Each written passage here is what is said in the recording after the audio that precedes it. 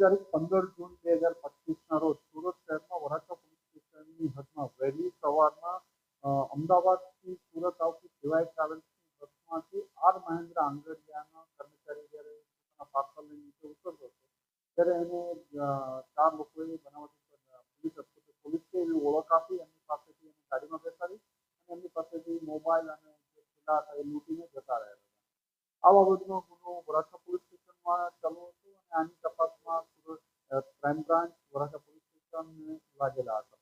દરમિયાનમાં 17ના રોજ ફરીથી આ જ આંગડિયા આર મહેન્દ્ર આંગડિયાનો કર્મચારી ફરીથી ડીવાય ટ્રાવેલ્સની બસમાં જ અમદાવાદથી સુરત આવતો હતો અને સુરત આવતો હતો દરમિયાનમાં સુરત પહોંચ્યા પછી જ્યારે એ બસમાંથી નીચે ઉતરતો હતો અને બેગ પાછળ રાખી અને આગળ જોવા ગયો કે એમના કર્મચારી આવી ગયા કે નહીં, ત્યાં પાછળથી કોઈ બેગ લઈ બારીમાંથી આપી અને ફરીથી આ જ આંગડિયા સાથે ફરીથી ચેકિંગ કરી અને એની બેગ લઈ અને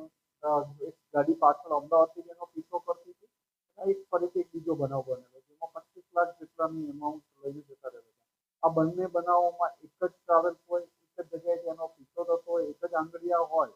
તો સુરત ક્રાઇમ બ્રાન્ચની ટીમ અને જવાન વંશાજની અલગ અલગ ટીમો કામે લાગેલી હતી। દરમિયાનમાં સુરત ક્રાઇમ બ્રાન્ચની ટીમને માહિતી મળી હતી કે આ બંને બનાવોમાં એક જ ગેંગ સંડોવાયેલી છે જે ઝાલોર જિલ્લા રાજસ્થાનની ગેંગ છે અને સુરત ક્રાઇમ બ્રાન્ચના પોલીસ ઇન્સ્પેક્ટર જયંત ઝાલા, જયંત ગોસ્વામી, સોઢા, વાળા વગેરે ટીમોએ સતત પ્રયત્ન કરીને આ લોકોને 3 જણાને પકડી પાડ્યા છે। જેમાં ગુનાનો મુખ્ય આરોપી શૈલેષ અમારામ રાજપુરોહિત, ઓબેરામ રાજપુરોહિત, શ્રવણસિંહ રાજપૂત અને જોગસિંહ મુનશી રાજપુરોહિત આ 3ની ધરપકડ કરવામાં આવી છે। આમની પાસેથી 4 લાખથી વધુનો મુદ્દામાલ મળ્યો છે। શૈલેષ અને શ્રવણસિંહને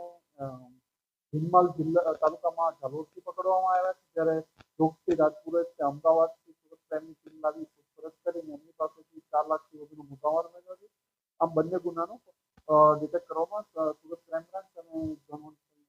સાહેબને સફળતા મળી।